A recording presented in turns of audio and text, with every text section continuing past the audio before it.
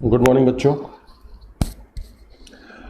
Chapter number 8 how do organisms reproduce, इसका part 4 हम आज देखने जा रहे हैं और इसमें हम डिस्कस करेंगे sexual reproduction in human beings.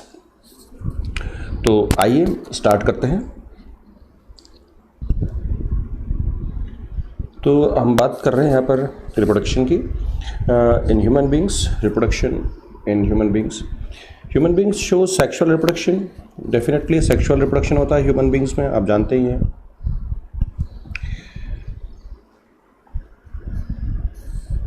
Human beings shows sexual reproduction. Male parent produces male gamete. जो मेल पेरेंट होते हैं वो मेल गेमिट्स का प्रोडक्शन करते हैं, that is called as sperm, उसको स्पर्म कहेंगे।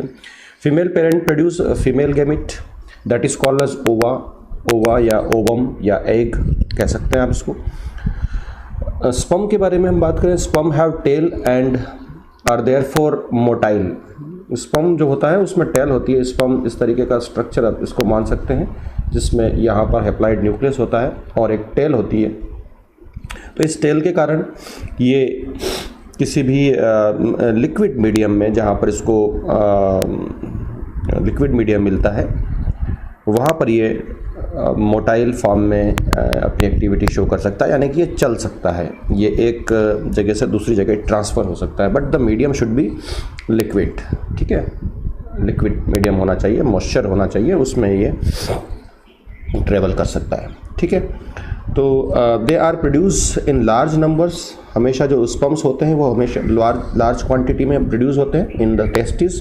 डेफिनेटली टेस्टिस में प्रोड्यूस होते हैं। ओवम इज बिगर, ओवम कैसा होता है, बड़ा होता है। एंड नॉन मोटाइल होता है, यानी कि बड़ा होता है और उसमें कोई टेल वगैरह नहीं होती है, तो वो चल नहीं सकता है, इसलिए उसको हम नॉन मोटाइल कहेंगे। And only one ovary produce one ovum in 1 month, है ना। तो जब ओवम के प्रोडक्शन के बारे में हम बात करें तो एक ओवरी एक महीने में सिर्फ एक ही ओवम का प्रोडक्शन करती है, जबकि टेस्टिस में जो स्पर्म्स होते हैं वो बिलियंस इन नंबर्स ये प्रोड्यूस होते हैं। और वंस दे आर स्टार्टेड, जैसे ही प्यूबर्टी में ये प्रोसेस स्टार्ट होती है स्पर्मेटोजेनेसिस की, तो उस इंडिविजुअल के, मेल इंडिविजुअल के डेथ तक ये प्रोसेस चलती रहती है। ठीक है, तो यहाँ हम दोनों रिप्रोडक्टिव सिस्टम में जो गैमेट्स के बनने और उनके टाइप्स में, उनकी मोटिलिटी में, उनके शेप में, उनके साइज़ में, उनके नंबर में डिफरेंसेस की भी बात कर रहे हैं। यहाँ पर डिफरेंस भी बात कर रहे हैं हमने। There is no food store in the sperm. Sperm में कोई फूड का स्टोरेज नहीं होता है, लेकिन वेयर ओवा कंटेन्स स्टोर्ड फूड। ओवा जो होता है, ये न्यूक्लियस के अलावा यहाँ पर जितना भी ये पार्ट होता है एल्ब्यूमिन होता है और ये स्टोर्ड फूड होता है इसका। ठीक है, both the gametes are microscopic and unicellular. हमेशा आपको डायरेक्टली नेकेड आई से नहीं दिखेंगे। ठीक है, और यूनिसेलुलर होते हैं। Have half the number of chromosomes, half the number of chromosome, यानी कि जैसे ह्यूमन बींग्स में 46 क्रोमोसोम होते हैं, तो ओवम में 23 क्रोमोसोम्स होंगे। इसी तरीके से स्पर्म्स में भी कितने होंगे, 23 क्रोमोसोम होंगे।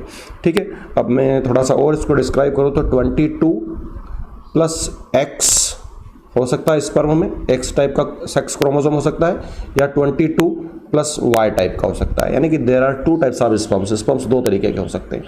ठीक है, वहीं जो ओवम के बारे में हम बात करें तो ओवम में 23 क्रोमोसोम्स होते हैं एंड ऑलवेज 22 + X टाइप। हमेशा एक ही टाइप का ओवम बनेगा, दूसरे टाइप का नहीं बनेगा, क्योंकि फीमेल में सेक्स क्रोमोसोम 2X क्रोमोसोम होते हैं, जबकि मेल इंडिविजुअल में जो सेक्स क्रोमोसोम होते हैं वो X और Y दोनों होते हैं। ठीक है, तो इस तरीके की कंडीशंस यहाँ पर रहेगी और इसको ध्यान रखिएगा। इसको आपको डिफरेंस फॉर्म में ही पढ़ना है कि दोनों में क्या डिफरेंस है। ठीक है, वापस से हम बात कर लेते हैं एक बार। यहाँ पर मेल इंडिविजुअल के बारे में बात कर लेते हैं, यहाँ पर फीमेल इंडिविजुअल के बारे में बात कर लेते हैं। मेल इंडिविजुअल जो होता है वो स्पर्म का प्रोडक्शन करता है। ठीक है, फीमेल इंडिविजुअल जो होता है वो अपना गेमिट ओवम के फॉर्म में प्रोड्यूस करता है। मेल इंडिविजुअल जो स्पर्म्स के जो नंबर होते हैं वो प्लेंटी होते हैं, इनफाइनाइट, यानी कि आप बिलियंस के नंबर में होते हैं, लेकिन जो ओवम के नंबर होते हैं वो एक होता है। 1 month 1 ovum produce by 1 ovary. ठीक है, ठीक है। इसके बाद में जैसे हम बात करें, स्पर्म जो होता है वो स्मॉल होता है, ओवम जो होता है वो बिगर होता है, स्पर्म जो होता है वो मोटाइल होता है यानी कि टेल होती है, चल सकता है, ओवम जो होता है वो नॉन मोटाइल होता है यानी कि वो चल नहीं सकता है, ठीक है। स्पर्म में कोई फूड स्टोर्ड नहीं होता है, वहीं पर ओवम में फूड स्टोर्ड होता है, ठीक है, फूड स्टोर होता है, ठीक है। अब ये डिफरेंस आप लिखते जाइएगा, इसी फॉर्म में इसको लिखिएगा, ठीक है। इसको पोज करके लिख लीजिएगा। अभी एक दो डिफरेंस और बचे हुए उनको बताता हूँ। फिर वापस से हम बात करें तो ये स्पर्म और ये ओवम, अब हम कहाँ पर आ गए थे कि हाँ ठीक है, फूड तक आ गए थे। अब स्पर्म में जो क्रोमोसोम्स के नंबर होते हैं 23 होते हैं, ओवम में भी क्रोमोसोम के नंबर 23 होते हैं, लेकिन स्पर्म दो तरीके के हो सकते हैं, 22 प्लस एक्स टाइप का या 22 प्लस वाई टाइप का। इसी तरीके से जो ओवम होता है वो सिर्फ एक ही तरीके का होगा, 22 प्लस एक्स टाइप का, ठीक है। तो this is the difference between sperm and ovum, ठीक है। तो बहुत अच्छे से इसको लिख लीजिएगा और इसको समझिएगा अच्छे से, ताकि आगे हमारा जो हम जब हेरिडिटी जेनेटिक्स और हेरिडिटी पढ़ेंगे तो वहाँ पर भी ये कंसेप्ट आएगा, ठीक है। चलिए आगे बढ़ते हैं, बात करते हैं प्यूबर्टी की। Human beings becomes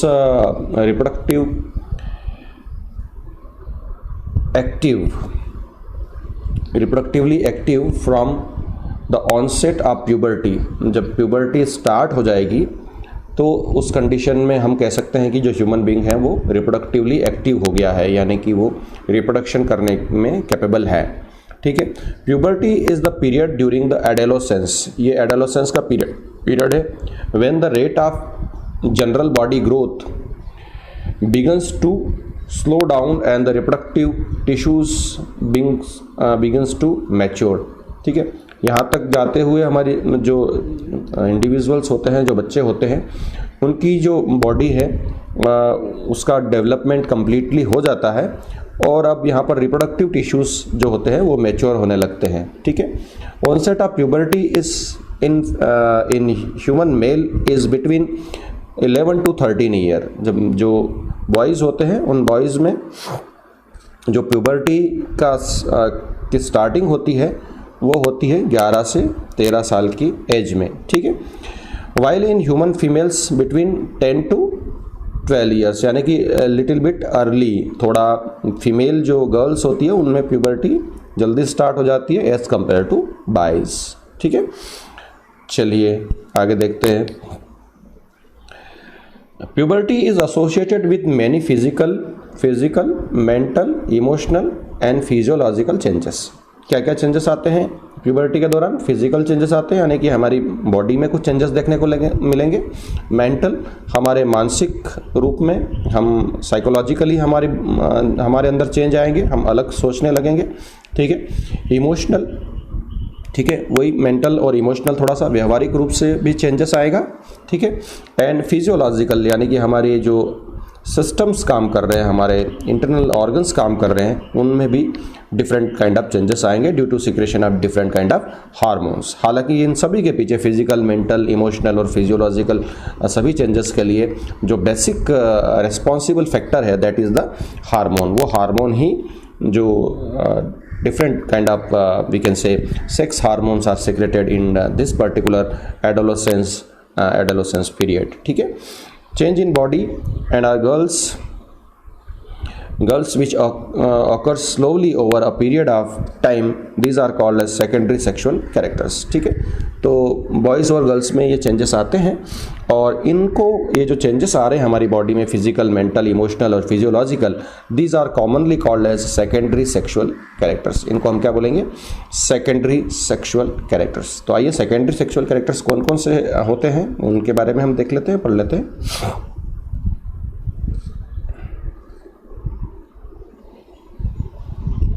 So these are the secondary sexual characters. For instance, thick dark hair start growing in new parts of the body such as armpits and genital area between the thighs। तो जो armpits होते हैं वहाँ पर और जो genital areas होते हैं वहाँ पर जो dark and thick hairs जो हैं उनका appearance start हो जाता है, ठीक है, तो this is the first we can say first sign of secondary sexual characters. Thinner hair appears on the legs, legs में ये हेयर्स अपीयर होंगे, thinner hairs appears on the legs, arms, face. Skin becomes oily and pimples may appear on the face. तो at this time यहाँ पर बच्चे कई बार भयभीत हो जाते हैं, कई बार उनको ऐसा लगता है कि हमारी बॉडी में ये कैसे चेंजेस आ रहे हैं। तो नथिंग, इसमें कोई वरी होने की आवश्यकता नहीं है आपको। These are the secondary sexual characters we can say, and these characters are appearing due to secretion of various types of hormones at the age of adolescence।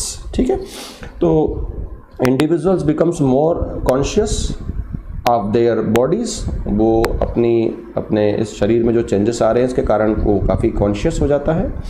ठीक है, बिकम्स मोर इंडिपेंडेंट, वो काफ़ी इंडिपेंडेंट बिहेवियर यहाँ पर करता है। हाँ, मैं ये काम कर लूँगा, मैं ये काम कर सकता हूँ, मुझे किसी की सहायता की आवश्यकता नहीं है। और मोर एग्रेसिवनेस, उसमें जो एग्रेसिवनेस है, जो थोड़ा सा गुस्से वाला व्यवहार है, वो देखने को मिलता है। ठीक है, so these are the secondary sexual characters. और हम डिस्कस करते हैं और किस तरीके के चेंजेस आ सकते हैं। ये सभी बातें डिटेल में इसलिए आपको बताई जा रही हैं कि आपके अंदर जो चेंजेस आ रहे होंगे या आएंगे, उसके प्रति आप डरे नहीं, आप उसको फेस करें। ठीक है, और किसी से कोई सलाह लेने की आवश्यकता नहीं है। इस तरीके की आप अपने पेरेंट्स से सलाह लें कि हमें क्या करना चाहिए। ठीक है, in case of boys, beard and moustache starts appearing. जो बियर्ड्स और मॉस्टिच होते हैं, दाढ़ी मूंछ, वो आना स्टार्ट हो जाएगी। Voice begins to crack. ठीक है, वॉइस में थोड़ा सा हैवीपन आ जाएगा। ठीक है, तो सॉफ्ट से मस्क्यूलाइन वॉइस हो जाएगी। Reproductive organs develop and starts producing releasing sperms. ठीक है, तो स्पर्मेटोजेनेसिस की प्रोसेस स्टार्ट हो जाएगी। Reproductive organs becomes mature, testis becomes mature and the process of spermatogenesis begin inside the testis. In case of girls, breast size begins to increase. ठीक है, skin of the nipples darkens and menstruation started. The process of menstrual cycle has been begin. ठीक है, ये start हो जाएगी। ठीक है, तो this is the sign of we can say onset of puberty. Puberty यहाँ से शुरू होती है कि whenever the process of menstruation started. ठीक है, the act of mating between male and female in partner terms is copulation. इसके बारे में हम पढ़ेंगे आगे, जब फर्टिलाइजेशन की प्रोसेस पढ़ेंगे वहाँ पर। ठीक है, so these are the secondary sexual characters. इनके बारे में आप पढ़ें, समझें इनको।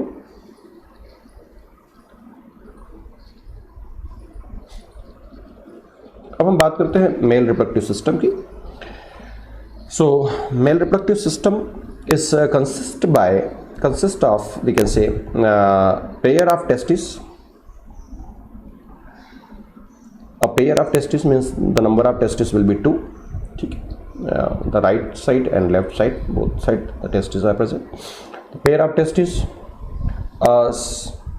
system of ducts, कुछ glands होती है यहाँ पर, जिसको हम जैसे epididymis, it is not a gland, okay, but ducts के बारे में बात कर रहे हैं हम, okay. Epididymis, vas deferens और sperm duct एंड यूरेथ्रा, ये 3 तरीके के डक्ट होते हैं। ठीक है, सो डक्ट का मतलब ये कि these are the tube like structures and they transfer we can से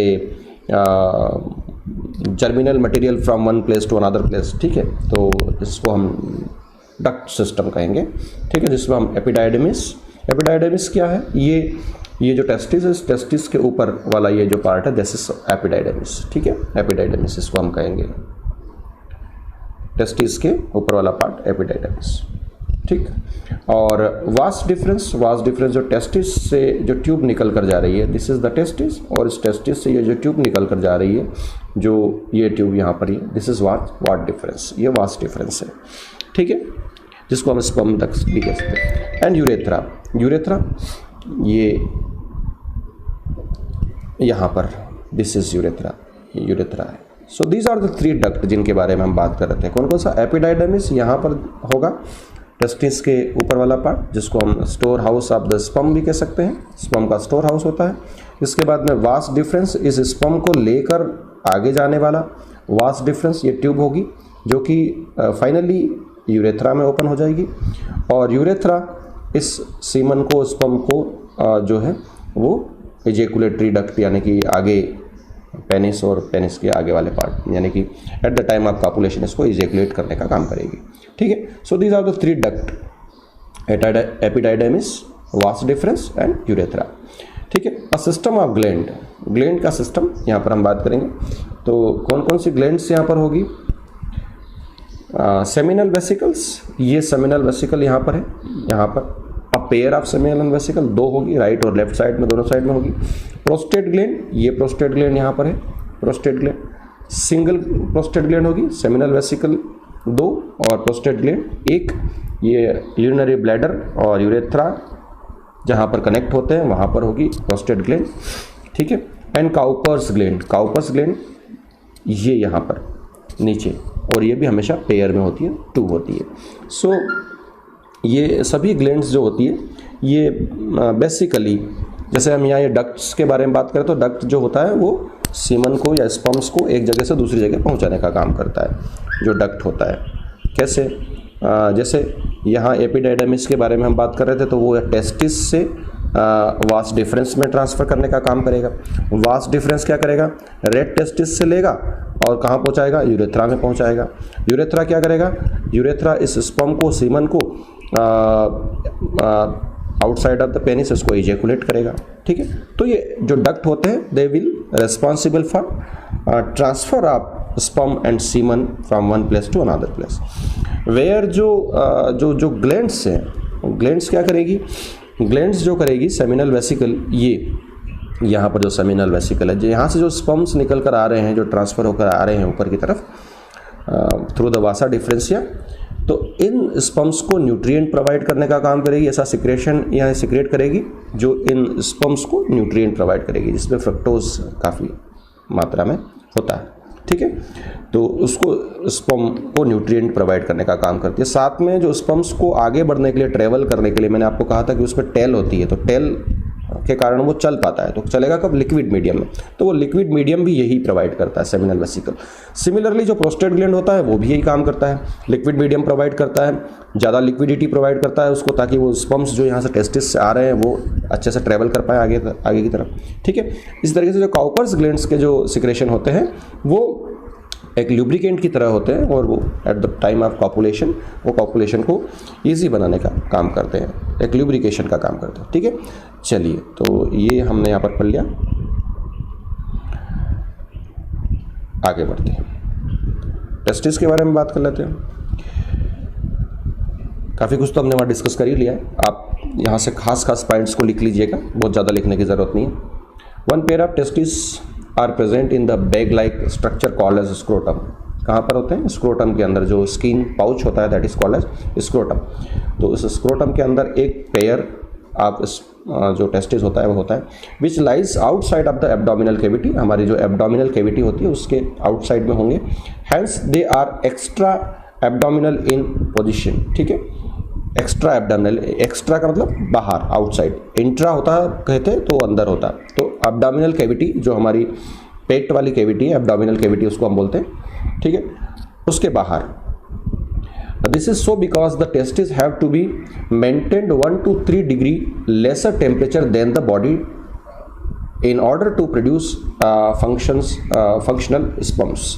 तो टेस्टिस को स्पर्म प्रोड्यूस करने के लिए, भाई स्पर्म का प्रोडक्शन कहाँ पर होता है? टेस्टिस के अंदर होता है, और टेस्टिस जब स्पर्म का प्रोडक्शन करेगा तो उसको इतना temperature 1 to 3 degree Celsius, 1 to 3 degree Celsius temperature कम चाहिए। अगर टेस्टिस हमारी बॉडी के अंदर होते तो इसका मतलब ये होता है कि उनको 37 डिग्री सेल्सियस उनका टेम्परेचर होता है, लेकिन whenever testis present outside of the body, body के बाहर है, तो इसका मतलब वहाँ पर टेम्परेचर कितना हो जाएगा, अप्रॉक्सीमेट 35 डिग्री सेंटीग्रेड टेम्परेचर हो जाएगा। और इतना ही टेम्परेचर चाहिए स्पर्मेटोजेनेसिस के लिए। अगर इससे ज़्यादा टेम्परेचर होता है तो स्पर्मेटोजेनेसिस की प्रोसेस नहीं होगी। That's why this is the special type of adaptation, so that the sperms comes out from the body and they present inside the scrotum and they maintained about 1 to 3 degrees lesser temperature which is required for spermatogenesis। ठीक है, तो चलिए ये समझ में आ गई होगी बात। आपको खास बात आपको यहाँ याद रखनी है, स्क्रोटम होता है और स्क्रोटम इतना टेम्परेचर कम कर लेता है जिससे कि फंक्शनल स्पर्म्स बन पाएंगे। ठीक है, to produce male gametes, sperms का जो हम टेस्टिस के फंक्शन के बारे में बात कर रहे हैं, स्पेशली आप इन पे कंसंट्रेट करिएगा। दो खास बातें, स्पर्म का प्रोडक्शन करता है and produce male reproductive hormones. ठीक है, मेल रिप्रोडक्टिव हार्मोन कौन से, testosterone which is responsible for the production of sperms as well as secondary sexual characters in male. जो मेल में सेकेंडरी सेक्सुअल कैरेक्टर्स आते हैं, जो हमने बियर्ड, मॉस्टिच इनके बारे में बात किया था, है ना, मस्कुलाइन वॉइस, ये सब किसके कारण होता है, इस पर्टिकुलर हार्मोन के कारण। इसका क्या नाम है, टेस्टोस्टेरॉन। कौन सिक्रेट करता है, टेस्टिस। ठीक है, और टेस्टिस दूसरा क्या काम करता है, स्पर्म प्रोडक्शन का। ठीक है, तो यहाँ इससे आगे चलते हैं। अपन टेस्टिस के बारे में पढ़ लिया। एपिडाइडेमिस मैंने आपको स्टार्टिंग में वहाँ पर बताया था, एपिडाइडेमिस की पोजीशन कहाँ है, टेस्टिस के जस्ट ऊपर। ठीक है, attached to the each testis is highly coiled tubules called epididymis. The sperms are stored here. मैंने आपको कहा था कि वो स्टोर हाउस है स्पर्म का, and they mature in the epididymis. Epididymis में वो स्टोर होते हैं और मैच्योर होते हैं। Each epididymis lead into a sperm duct और वास डिफरेंस। एपिडाइडेमिस से जो ट्यूब निकल के जा रही है उसका क्या नाम है, vas deferens. Each vas deferens rise up and inter into the abdominal cavity. अब वो वहाँ से वास डिफरेंस है, वो वास डिफरेंस कहाँ जाएगी, सीधे यूरेथ्रा में जाके ओपन होगी, है ना, हमने उस दिन अभी देखा था। It unites the duct coming from the urinary bladder. Urinary bladder से जो डक्ट आ रहा है दैट इज यूरेथ्रा, उसमें जाके वो कनेक्ट हो जाएगी to form a common duct called as urethra which passes through the penis and opens to the outside. अब यूरेथ्रा कहाँ जाएगी, यूरेथ्रा जो है वो पेनिस से होते हुए बॉडी के आउटसाइड ओपन हो जाएगी। Along the way the duct अब 3 ग्लैंड्स, इसमें 3 ग्लैंड्स लगातार कनेक्टेड होगी। कौन कौन से, seminal vesicles, prostate gland and bulbourethral gland, जिसको हम काउपर्स ग्लैंड भी कहते हैं। ठीक है, opens the pore their secretion into the vas deferens. ठीक है, तो वास डिफरेंस में सेमिनल वेसिकल के दोनों साइड के, जो राइट और लेफ्ट साइड के सेमिनल वेसिकल है वो डायरेक्ट वास डिफरेंस के अंदर ओपन होते हैं। फिर जो वास डिफरेंस होता है वो यूरेथ्रा से जाके कनेक्ट हो जाता है, और जहाँ वो कनेक्ट हो रहा है उस जगह पर, जहाँ ये कनेक्ट हो रहा है उस जगह पर ये देखिए, ये इस वास डिफरेंस के बारे में बात करते हैं। इसमें सेमिनल वेसिकल डायरेक्टली इस वास डिफरेंस के अंदर ओपन होता है, बोथ साइड से, लेफ्ट साइड और राइट साइड के। ठीक है, उसके बाद में अब ये वास डिफरेंस कहाँ कनेक्ट हो गया, यहाँ देखिए आप, ये यहाँ कनेक्ट हो गया, यूरेथ्रा से कनेक्ट हो गया।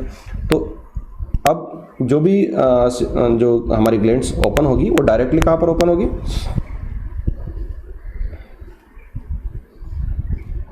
वो डायरेक्टली यूरेथ्रा के अंदर ओपन हो जाएगी। ठीक है, डायरेक्टली यूरेथ्रा के अंदर ओपन हो जाएगी। इसका प्रोस्टेट ग्लैंड डायरेक्टली यूरेथ्रा के अंदर ओपन होगी, और ये जो काउपर्स ग्लैंड, जो बल्बो यूरेथ्रल ग्लैंड हम कह रहे हैं, ये भी डायरेक्टली यूरेथ्रा के अंदर ही ओपन होगी। ठीक है,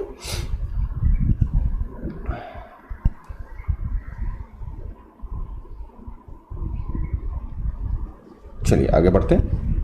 टेस्टिस, एपिडाइडेमिस हो गया, वास डिफरेंस हो गया।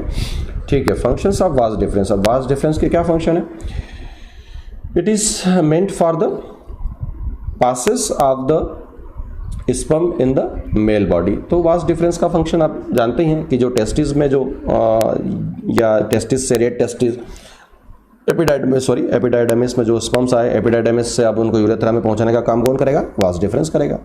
फंक्शंस ऑफ द ग्लैंड्स, जो डिफरेंट ग्लैंड्स हैं उनके फंक्शंस क्या है, मैंने आपको पहले ही बता दिया था। वैसे तो सेमिनल वेसिकल ग्लैंड का मैंने फंक्शन बताया था कि वो स्पर्म्स को न्यूट्रिएंट प्रोवाइड करती है। प्रोस्टेट ग्लैंड जो होती है वो स्पर्म्स को मोटिलिटी प्रोवाइड करती है, यानी कि उनको आगे बढ़ने के लिए एक लिक्विड मीडियम देती है। और काउपर्स ग्लैंड या बल्बो यूरेथ्रल ग्लैंड जो होते हैं वो ल्यूब्रिकेंट का काम करती है। तो फिर भी ओवरऑल देख लीजिए यहाँ, they produce different secretions which provides nutrition as well as medium for the locomotion to the sperm. Sperm को लोकोमोशन के लिए जो मीडियम प्रोवाइड करती है। मीडियम कौन सा, लिक्विड मीडियम।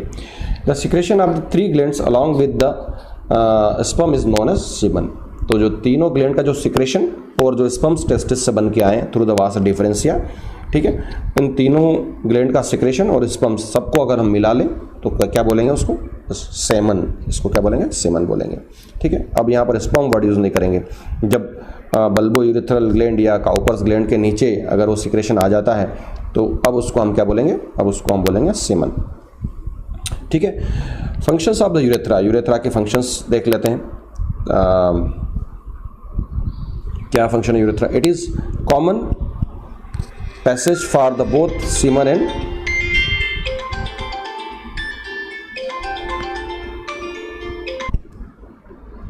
तो जो सीमन बन गया है उसको यूरेथ्रा जो है वो बॉडी के आउटसाइड में ट्रांसफर करने का काम करेगी, ठीक है।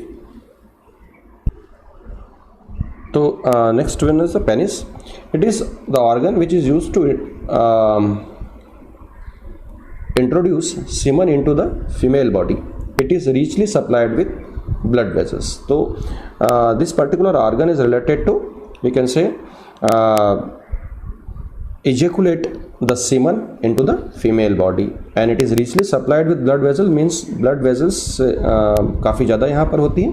that is why this organ is a erectile organ, okay, it is erectile organ and it is used to introduce semen into the female reproductive system, ठीक है।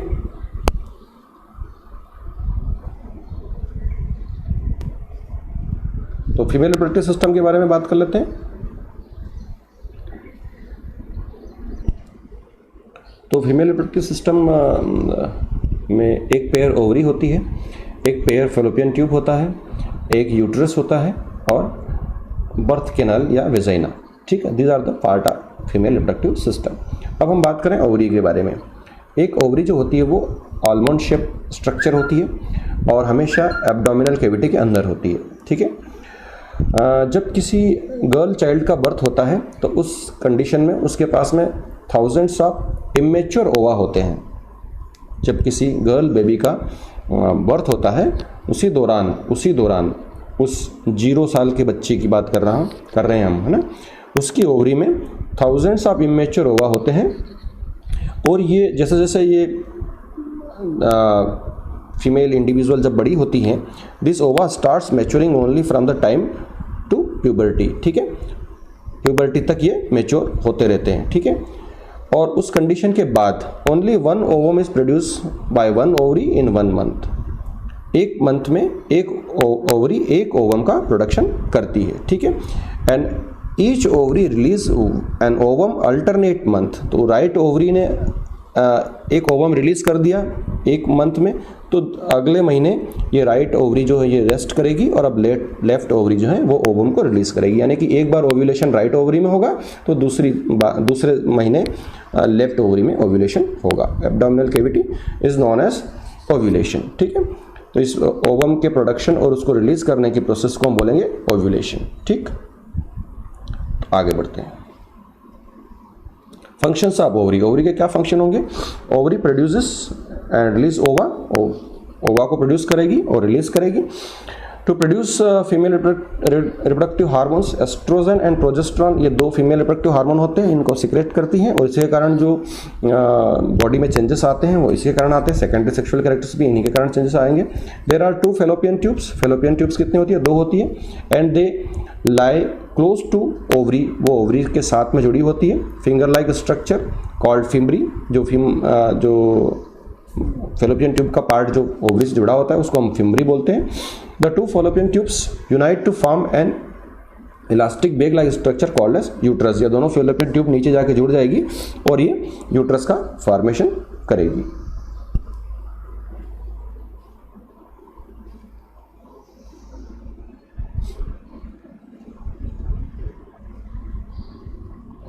हाँ, तो यहाँ हम बात कर रहे थे ओवरी के बारे में। ओवरी के बारे में हमने डिटेल इन्फॉर्मेशन ले ली। ये एब्डोमिनल कैविटी में होगी, ठीक है, 2 के नंबर में होगी। और both of the ovary are responsible for secretion of progesterone oestrogen hormone. Progesterone oestrogen का हार्मोन का सिक्रेशन भी करती है और साथ में ओवम को रिलीज करेगी by the process of ovulation. तो ओवम रिलीज होने के बाद में कहाँ चला जाएगा, फेलोपियन ट्यूब में। तो फेलोपियन ट्यूब जो ट्यूब लाइक स्ट्रक्चर्स होते हैं, ठीक है, एंड देयर वन एंड, ये जो फिम्बरी इसके बारे में हम बात कर रहे थे कि फिम्बरी इसी को हम कहेंगे, their one end is connected to the ovary and their second end is connected to the uterus. Second जो एंड होगा वो यूट्रस से कनेक्टेड होगा। अब फेलोपियन ट्यूब का क्या फंक्शन है, फेलोपियन ट्यूब का क्या फंक्शन है कि ये जो ओवम यहाँ से जो रिलीज होगा, इस ओवम को ये रिसीव करेगी, ठीक है, और यहीं पर ये ओवरी ही एक मतलब ओवरी के अंदर ही एक ऐसा पार्ट है, ठीक है, जिसको हम एम्पुला इस्थेमिक जंक्शन कहते हैं। आप तो सिंपल सा याद रखिए कि ओवरी के अंदर ही ओवम यहीं पर वेट करेगा स्पर्म के लिए, और प्रोसेस ऑफ फर्टिलाइजेशन यहीं कंप्लीट होती है। और प्रोसेस ऑफ फर्टिलाइजेशन कंप्लीट होने के बाद में जब ओवम फर्टिलाइज हो जाएगा, क्या बनेगा, जाइगोट बनेगा। तो अर्ली डेवलपमेंट जो होता है ना, अर्ली डेवलपमेंट लगभग फर्टिलाइजेशन के बाद में आप मान के चलें लगभग 60 आवर्स, 60 घंटे तक जो डेवलपमेंट होता है वो फेलोपियन ट्यूब के अंदर ही डेवलपमेंट होता है, ठीक है। इसके बाद हम बात करें यूट्रस के बारे में। तो यूट्रस जो है ये एक बैग लाइक स्ट्रक्चर है, यूँ कहें कि जो फेलोपियन ट्यूब है उन्हीं का एक्सटेंशन है। फेलोपियन ट्यूब नीचे आकर दोनों जुड़ जाती है और एक बैग लाइक स्ट्रक्चर बनता है, that is called as uterus. तो यूट्रस जो होता है ये richly supplied with blood vessels या ब्लड कैपिलरीज यहाँ पर काफ़ी ज़्यादा होती है, और ये फिंगर लाइक प्रोजेक्शंस होते हैं इस तरीके से।